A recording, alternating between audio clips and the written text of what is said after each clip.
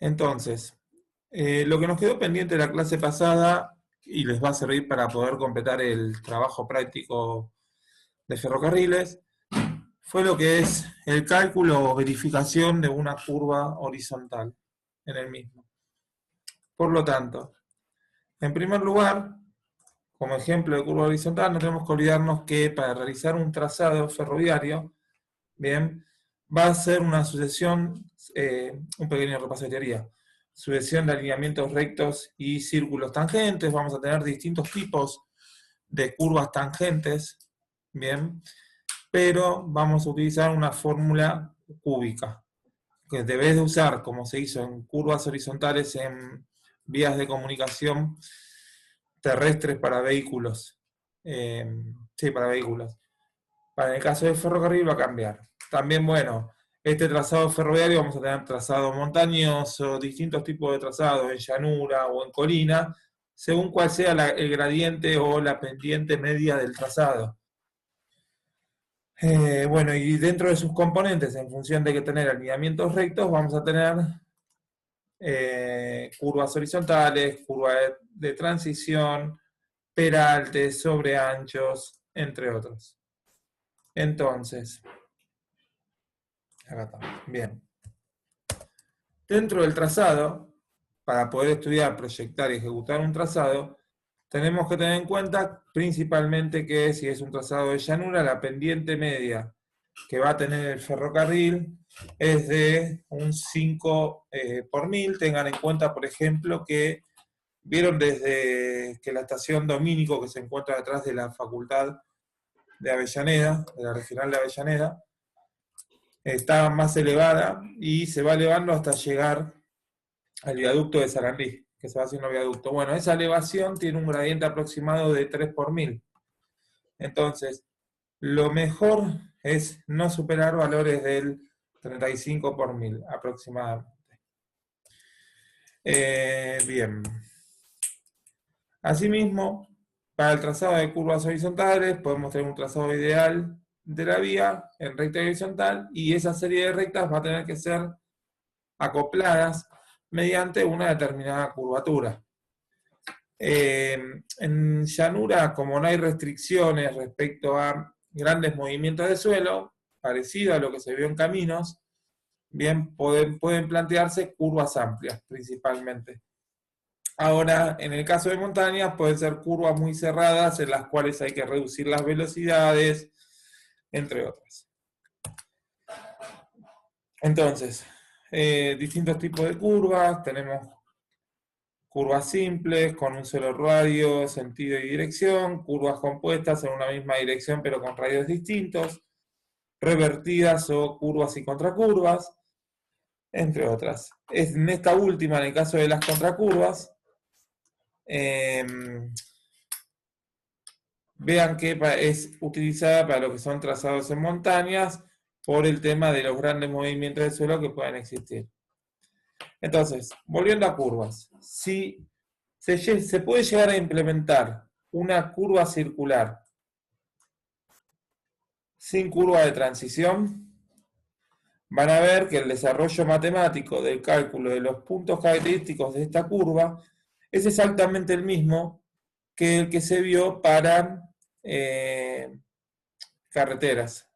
Bien, de vuelta, vamos a tener un punto en el cual inicia el punto principio de curva o tangente espiral, o tangente entrada, tangente saliente o final de curva, el ángulo de deflexión entre las tangentes, la tangente de entrada se calculará según una determinada fórmula, pero es todo una resolución trigonométrica, y acá tienen indicadas las fórmulas de los puntos característicos externas, el ángulo de deflexión, el radio de la curva, entre otros. Ahora bien, a diferencia de lo que vimos para la parte de caminos, en el caso de ferrocarriles es usual tomar los radios, se pueden calcular el radio también con una fórmula que esté relacionada con la velocidad y la aceleración gravedad, o sea, con la fuerza centrífuga que experimente la formación, pero por lo general vamos a ver que vamos a adoptar un radio mínimo o un radio recomendado según el ancho de trocha que tengamos para el ferrocarril. Bien, se tienen curvas de 150 metros, por ejemplo, para trocha angosta. Bueno, 180, 200, pero podemos adoptar también un radio mayor. Las curvas óptimas sufrirán escaso desgaste y tendrán escaso mantenimiento, son las de mayor radio. Pero vean, por ejemplo, que estos son los mínimos absolutos y los mínimos recomendados. Se tiene para trocha media, por ejemplo, 400 metros de radio. Ahora bien, en lo que es en la curva en sí, se va a experimentar una fuerza centrífuga, una fuerza centrípeta, mejor dicho, que va a hacer tender al ferrocarril, como pasa con los vehículos, a desplazarse hacia el exterior de la curva, si no hay una adecuada adherencia, ¿bien? Con una fuerza centrípeta. Esta, mediante el peralte, se va a lograr contrarrestar y permitir un radio de menor dimensión, dado que está contrarrestado por la acción del peralte. Bien, el peralte, ¿cómo se mide? Vamos a verlo después, pero se va a medir como la distancia en vertical entre la parte interna de los dos hongos del riel. Bien, que es la trocha. En realidad acá está mal dibujado. No termina siendo entre el hongo, sino que es entre el eje de cada uno de los durmientes, de los rieles. Es decir, que va a ser la trocha más el espesor del hongo de cada lado, dividido 2 de cada lado por 12.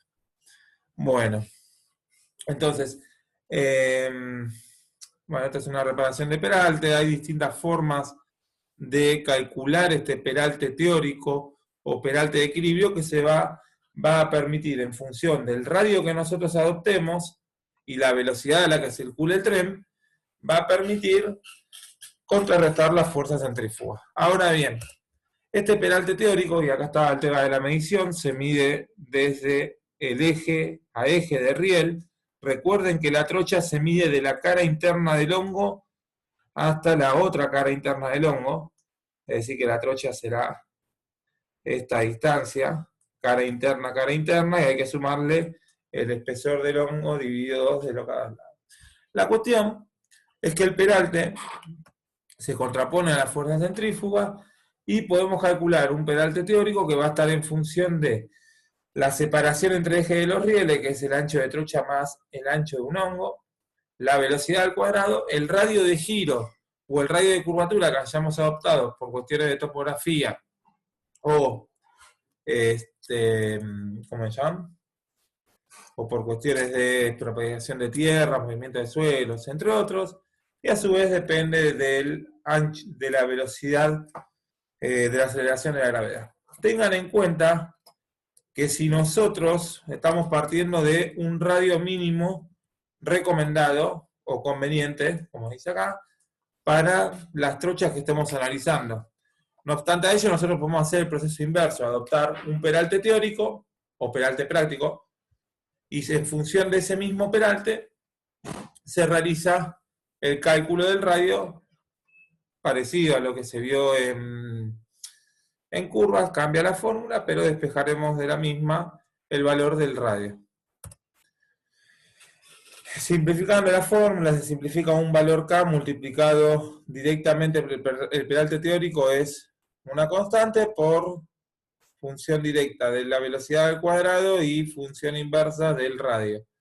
Y en la parte de acá abajo podrán ver cuál es ese valor de K para cada una de las trochas que estemos analizando. Si no, se calcula, bien, de esta fórmula reemplazando por los valores correspondientes de L y G.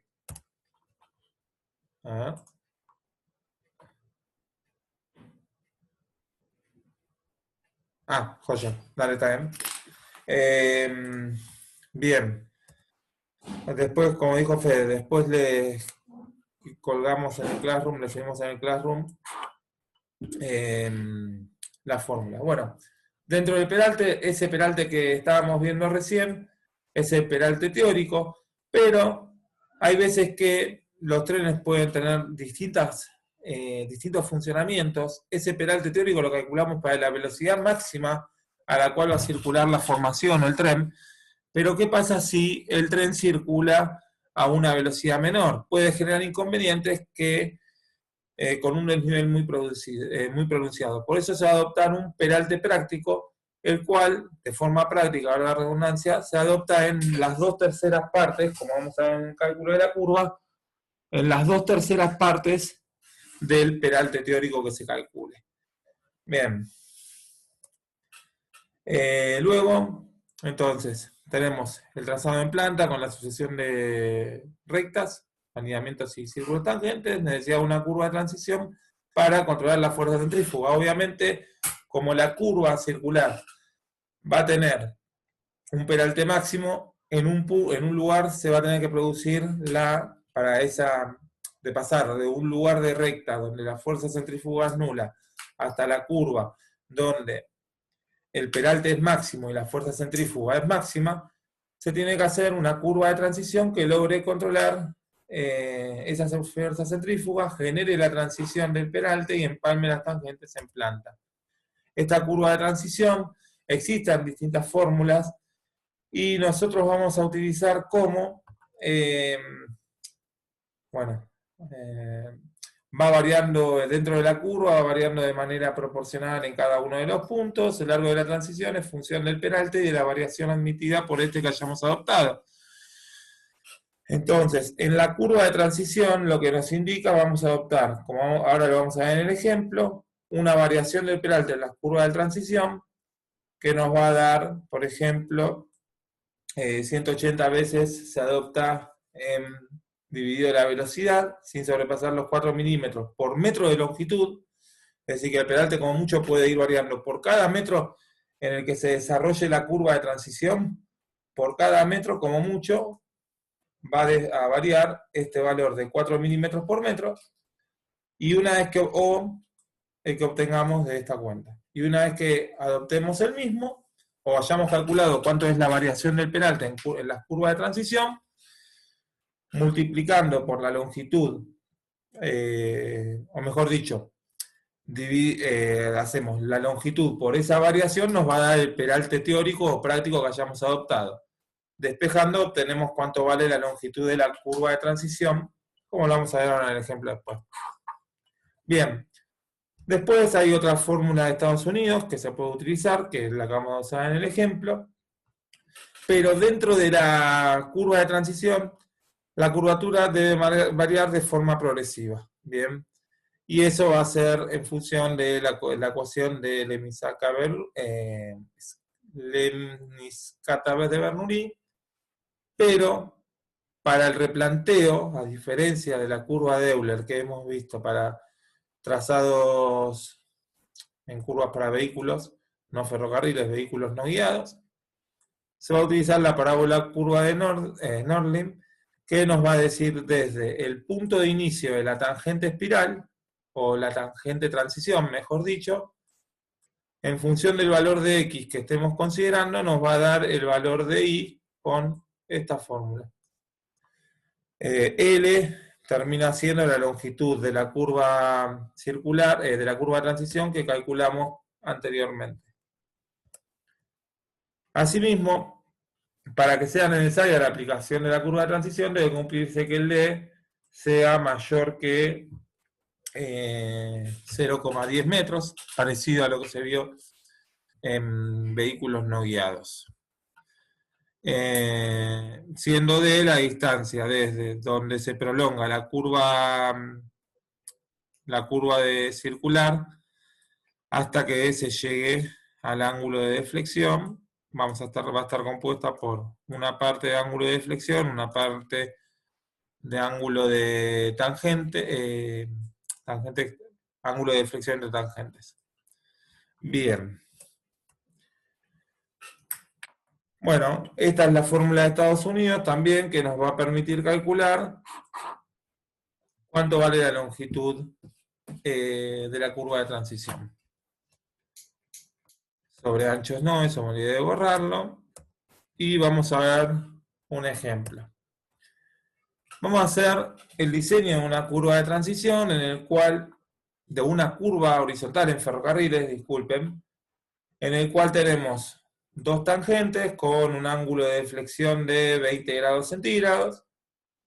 Bueno, estos son los datos, punto de intersección entre tangentes, velocidad a la cual va a circular la formación, la trocha del camino previsto, con lo cual, yendo a las tablas que vimos anteriormente, en lugar de adoptar un peralte teórico, que podríamos haberlo hecho en función de los peraltes máximos, y después calcular el radio, directamente adoptamos uno de los valores de los radios mínimos recomendados. Bien, para trocha ancha se adoptó un valor de 500 metros de radio mínimo.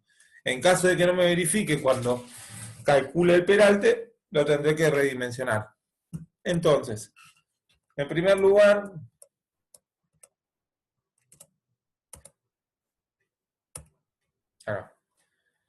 en función de la trocha se adoptó el radio de 500 metros. Entonces, en primer lugar, ¿qué es lo que vamos a hacer? Vamos a calcular el peralte teórico, el cual es función de la velocidad al cuadrado dividido el radio de curvatura adoptado, multiplicado por una constante K que depende del ancho de la trocha. Recuerde que dentro de esta constante K, llegándose a estos valores, se calculaba como L, o mejor dicho, el peralte teórico era longitud por velocidad al cuadrado dividido G por R, siendo entonces K una longitud o separación entre los ejes del riel, proyección en horizontal, dividido G. Y recuerden que ese valor de L, siendo esto L, desde eje del riel hasta eje del riel, L es la trocha, interior-interior, más A sobre 2 de cada lado. Bueno, la cuestión, adoptando o reemplazando nuestros valores, llegamos a que el peralte teórico que tenemos que cumplir es de 176,64 milímetros, es decir, 17,6 centímetros, pero el práctico, por cuestiones de que ese peralte teórico, recuerden que es para la formación circulando a una gran velocidad, a la velocidad máxima para la cual esté planteado el trazado. En el caso de circular en velocidades menores, por esta razón puede pasar que debe de ser que se vaya el tren, es tan grande el peralte, tiene tanta inclinación, que en lugar de irse por fuerza centrífuga, que la estamos calculando con la velocidad máxima a la cual puede circular, puede que se desplace hacia adentro, o no es una fuerza centrípeta, sino que se desplace o tenga, mejor dicho, recargue el mayor esfuerzo sobre el riel interior, recargue, está el tren o quieto o circulando a baja velocidad, puede ser que recargue todo el esfuerzo de la llanta sobre el riel interior y no sobre el riel externo. Bien. Bueno, otra cuestión que tienen que tener en cuenta, se calcula el peralte práctico y nos da 117,76, siendo el peralte máximo 150. Si volvemos a una de las diapositivas anteriores, cuando está explicado el peralte teórico, para nuestro país o según cada país, el peralte máximo recomendado, justamente para evitar que sea tan inclinada la vía transversalmente que la formación pueda caerse hacia el interior. Recuerden que la función del peralte es evitar que la formación se descarrile o salga de la curva por la fuerza centrífuga. Entonces, cada país tiene sus peraltes máximos recomendados, Francia 180, Argentina, en este caso para coches comunes de pasajeros, 150 milímetros es el peralte máximo recomendado. En caso de que no verifique este peralte máximo, supónganse que nos hubiese dado este peralte práctico mayor que 150, tenemos que redimensionar el radio mínimo de curva que adoptamos según la trocha. ¿Bien? ¿Hasta acá se entendió?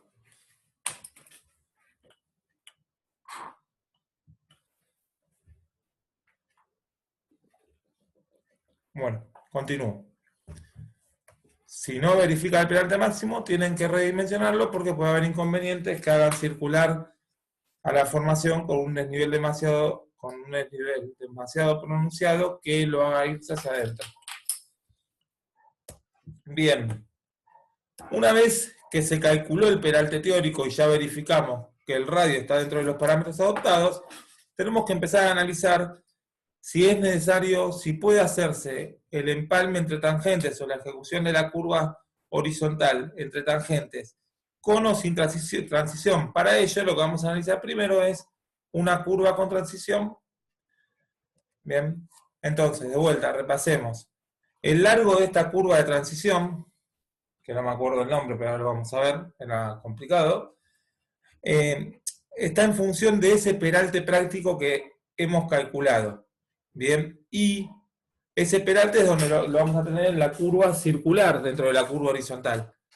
Dentro de la transición, recuerden de vuelta, el peralte va a variar de manera proporcional y esa variación del peralte por cada metro de longitud de la curva de transición que tengamos hasta llegar a la curva circular,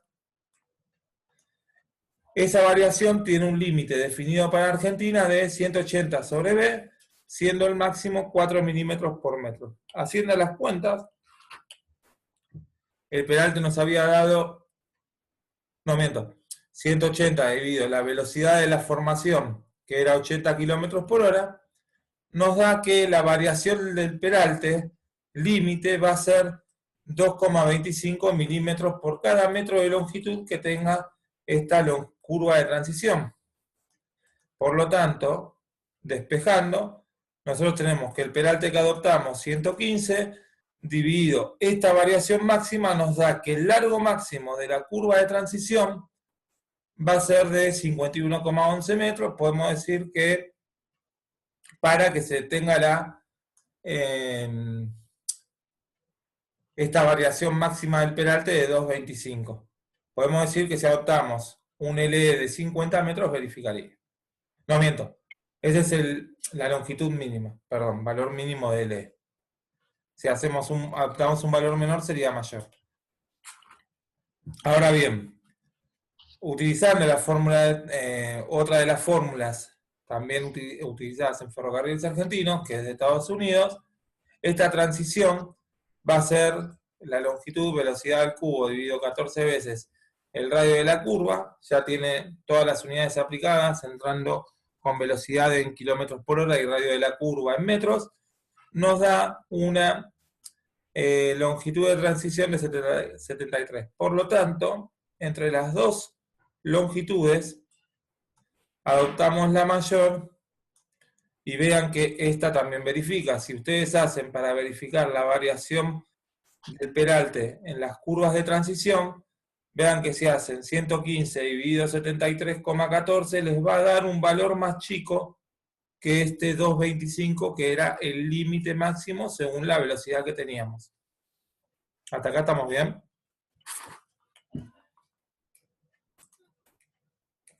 Bueno. Profe, una consulta. Sí. ¿Yo podría considerar que la curva la agarre a una menor velocidad o considero la velocidad normal del tren?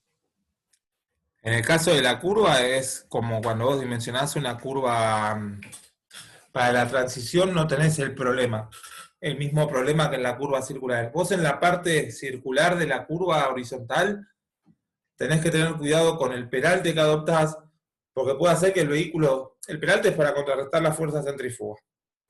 Si circula a la velocidad máxima del peralte teórico que calculaste, está bien. Ahora, si vos estás circulando a una menor velocidad en la circular, justamente, puede pasar que ese peralte sea tanto que haga deslizar a la formación contra el riel interior de la curva y generar todos los esfuerzos y deformaciones de vía en la misma. Respecto a la transición, vos lo calculás para la velocidad máxima a la cual va a circular. Fíjate que, por ejemplo, dentro de la variación límite, ¿cuándo te va a hacer esta variación límite máxima? O el mayor valor. Mejor dicho. Sí, está bien, el mayor valor, el menor valor. Es este.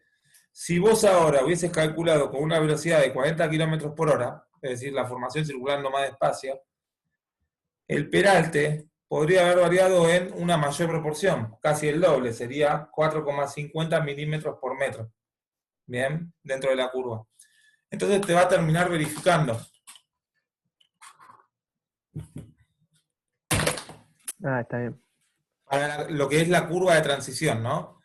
En la curva circular, vos en la parte circular te estás cubriendo, digamos, con el peralte práctico.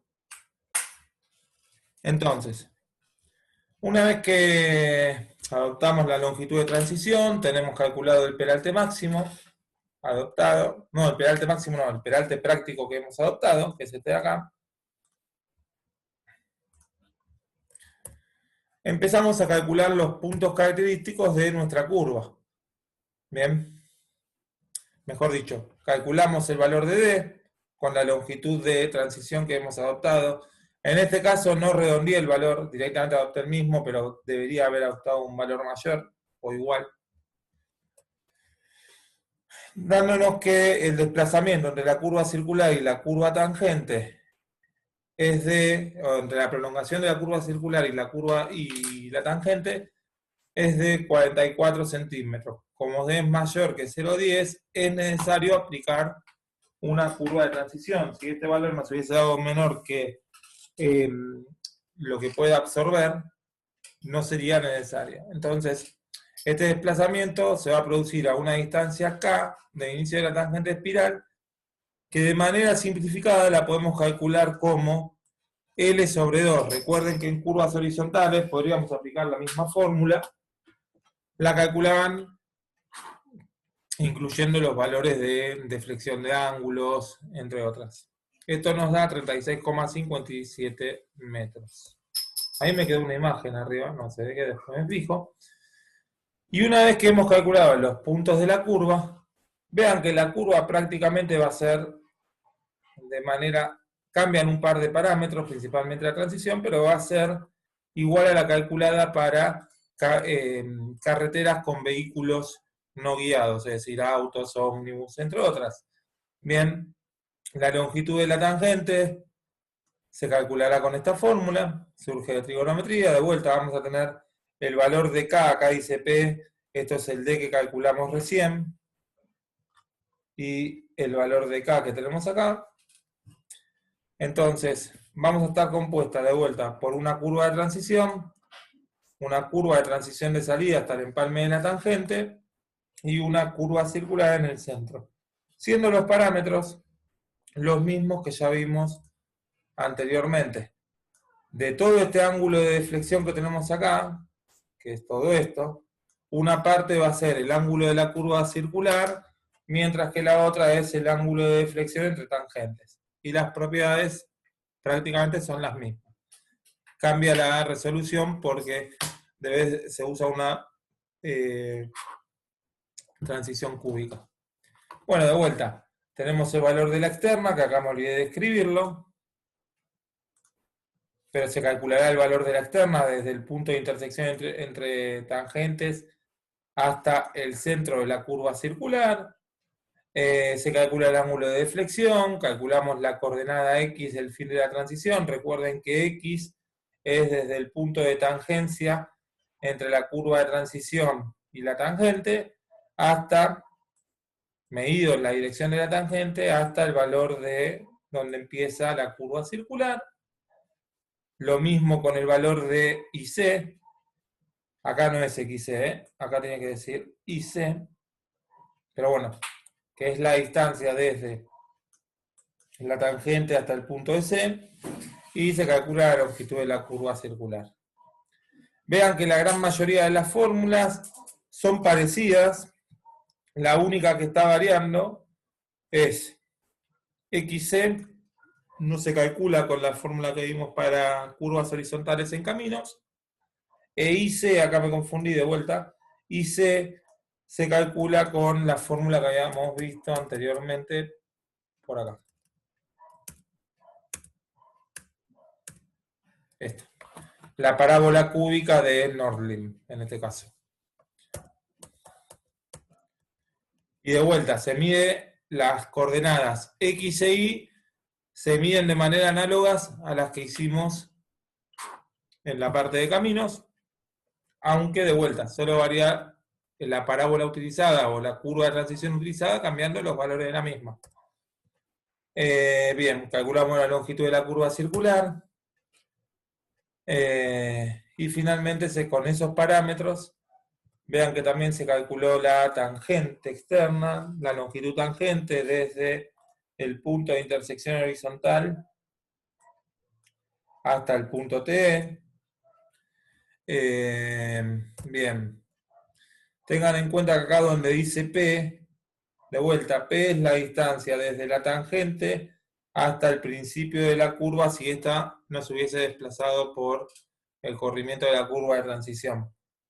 Ese valor de P, bien, es el D que habíamos calculado acá, de L cuadrado sobre 24 veces R, 45 centímetros. Entonces, con todos esos valores calculados, empezamos a calcular las progresivas de tangente curva transición, tangente curva transición, curva circular, centro de curva circular tangente, no, espiral, perdón, o parábola cúbica o curva de transición y tangente.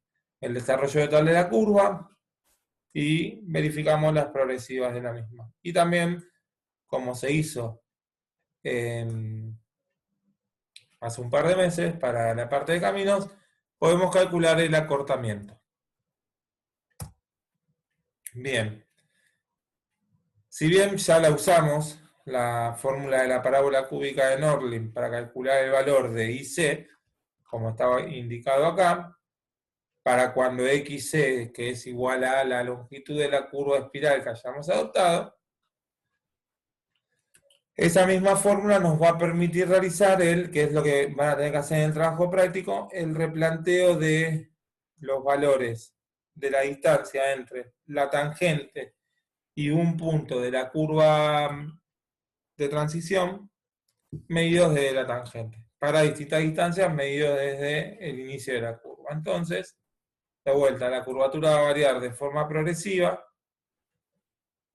y cada una de esas coordenadas la vamos a calcular como la distancia x al punto que estemos analizando, por ejemplo acá, desde acá hasta acá, dividido 6 veces el radio de la curva que hayamos adoptado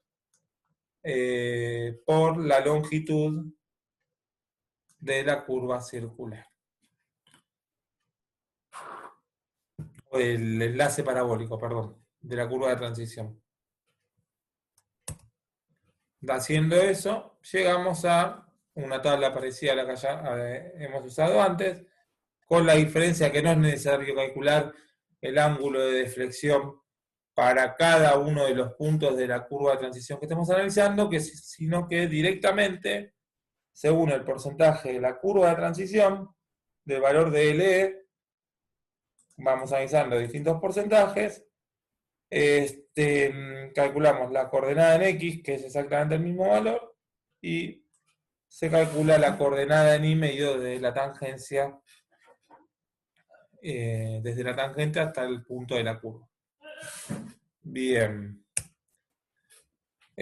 Finalmente, el ejercicio resuelto, ahora después les muestro una foto, que no se la agregué, pero de vuelta, va a ser cómo está desarrollada esta curva con los valores que correspondan. Vamos a tener la curva de transición que va a ser una parábola cúbica, una parte circular y de vuelta lo mismo, una curva de transición, una transición de parábola cúbica. Bien, hasta se entendió el ejercicio, es muy parecido a lo que vimos para caminos, con un par de ciertas fórmulas distintas o criterios para calcular. De vuelta a lo mismo que dijimos antes, ustedes pueden adoptar el radio mínimo. Acá. Ustedes pueden adoptar el radio mínimo recomendado según el ancho de la trocha. Una vez adoptado el mínimo, tienen que verificar el peralte máximo o calcular el peralte práctico. Que el peralte práctico, recuerden que ya sea el práctico, que es 2/3 del peralte teórico, o el teórico, ambos son funciones para contrarrestar la fuerza centrífuga y son funciones de la velocidad e inversamente proporcional al radio. O adoptan el peralte teórico práctico máximo y despejan y calculan el radio, o hacen el proceso inverso. Pero el peralte es de suma importancia que lo tengan, porque determinado el peralte o adoptado un peralte en la curva circular que conforma la curva horizontal, con ese valor de peralte van a calcular la longitud de la curva de transición, y con ese valor de la longitud de la curva de transición, según cómo va variando el peralte, o si no utilizaron la fórmula de Estados Unidos, que va, en realidad las dos, disculpen, o la de Bélgica, vea que también está en función del peralte adoptado, con calculada esa longitud van a poder calcular el valor de D, que es a dónde iría el principio de la curva, si no hubiese estado en la curva de transición, o desplazado por la curva de transición. Y una vez dicho eso, dependiendo de qué distancia sea, tendrán que adoptar o no, pueden hacer una curva de transición, con curva de transición o sin curva de transición. Bien. Bueno. Y después, bueno, se calculan todos los parámetros característicos de la curva. Ya con eso estamos. No sé si igualmente, después les compartimos grabado el video. No sé si los que estuvieron les quedó alguna duda. Se entendió. Es muy parecido a lo que ya vimos antes, con un par de diferencias.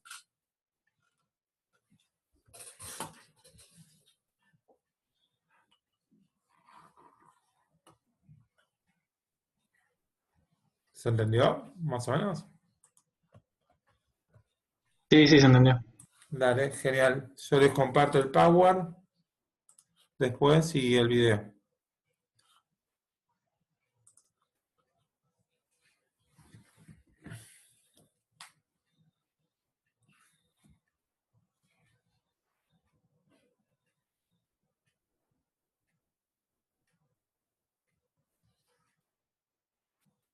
No sé si... A ver. Esperen que pare un poco la grabación.